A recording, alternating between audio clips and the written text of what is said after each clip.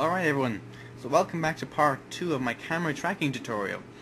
Now I've really got to apologize, it's been an insanely long wait to this one. A lot of stuff got in the way, but finally I got some time. I'd like to thank Jared Spodek for his encouraging comment. I'm afraid to say I haven't got the original files from when I wrote part 1. Now I have got the finished result of part 1, which I kind of went ahead and rendered out and completed on my own later to show in this tutorial. But I have filmed a new video which was able to be tracked more easily, so it shouldn't make things too difficult for us. So today I'm going to be showing you how to take this video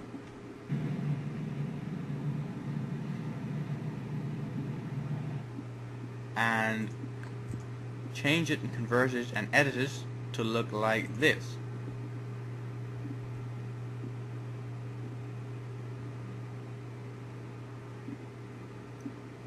Now, not exactly like that because it's a different video, but something like it anyway, okay? So, let us just go and open up Max. And we gotta do two things here. First, we gotta import our background for both the editor window and for the environment window. And then we gotta open our script, which will import the camera tracking points. So, let's get ahead and get started. Let's just go to rendering, environment, bitmap, and select our video. Let's go with the one I know it works. I don't want to mess up this tutorial over a video. Very good. And then go to views, viewport background, files, back to desktop, and click the same video. Now let's make a few changes. Tick animate background, tick match bitmap, and that's good. Good. Click OK. Now, there's one more thing we got to do. Customize, preferences, and you got to find an option here which allows you to animate your background in real time.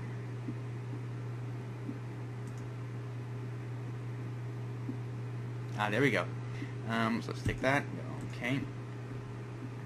Now, what's going to happen is, you might have noticed before, when you play your animation, your background stands still until you rest on the next frame. What I've just done for you here is, I've enabled the background to play live as you play your video. This is going to make things way easier down the line. So now we have to import our script, Max script, run, desktop, and here we go, the script has created for it, open. Alright then. Where has our video gone? Good question on that. Alright. You see, when we imported that video, it imported the video, but it imported it to the perspective view. We are looking at a camera 01 view, so let's correct that now. Let's head back to views, viewport background, files,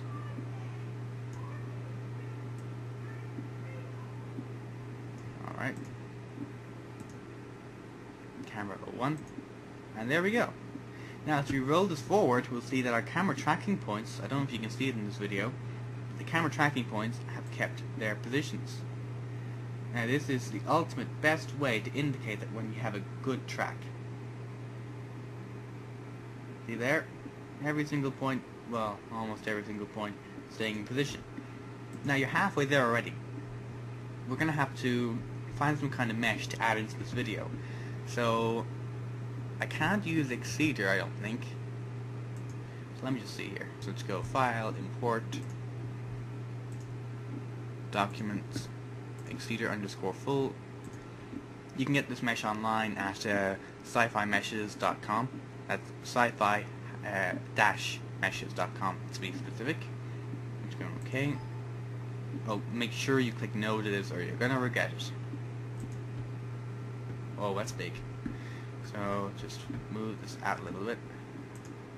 Right click, move, and pull it back. Now if you render this out, you'll see that the Exceeder is actually moving with the video as it should be. Excellent. So Now let's just create a little bit of animation.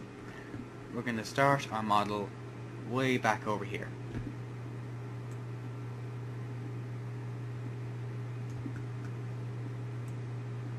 Okay, and let's stick it up in the sky, shall we?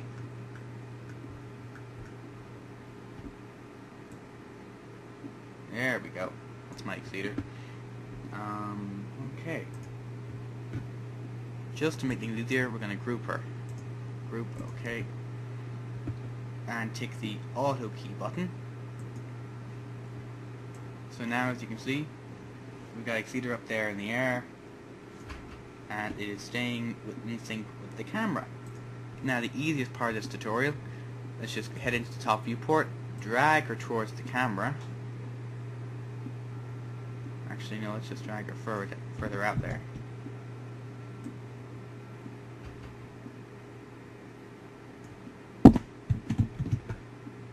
Okay, bring the frame counter forward a bit. 30 frames, that should do it. Move her forward. And now, the next part, we're going to move her toward the camera. Advance a few frames. Pull back. Move her down.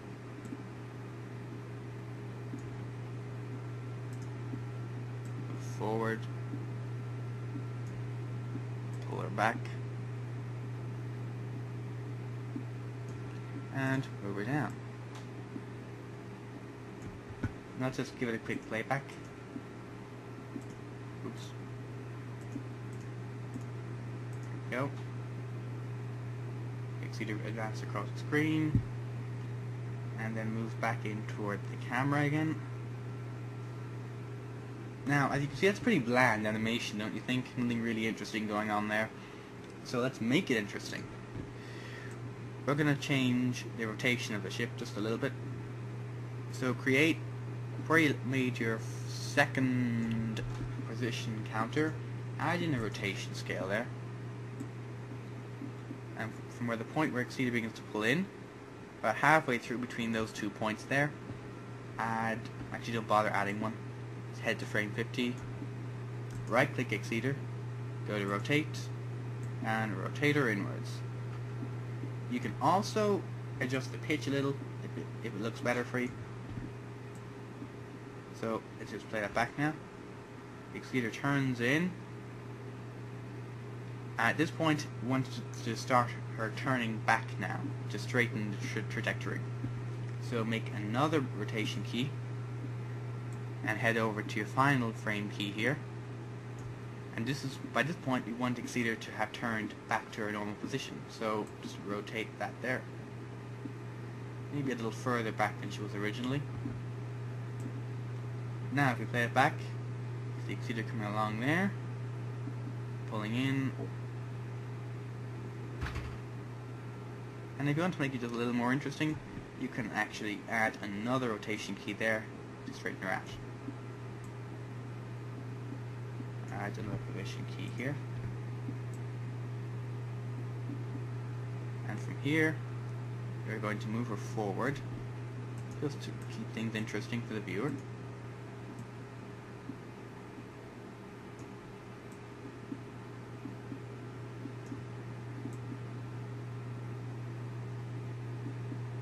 There we go.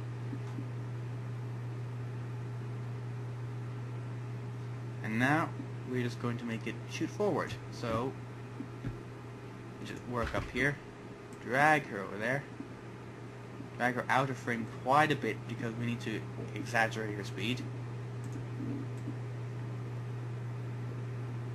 And there you have it.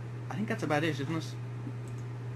So, thanks for watching another video by Troy2062, and we'll catch you next time.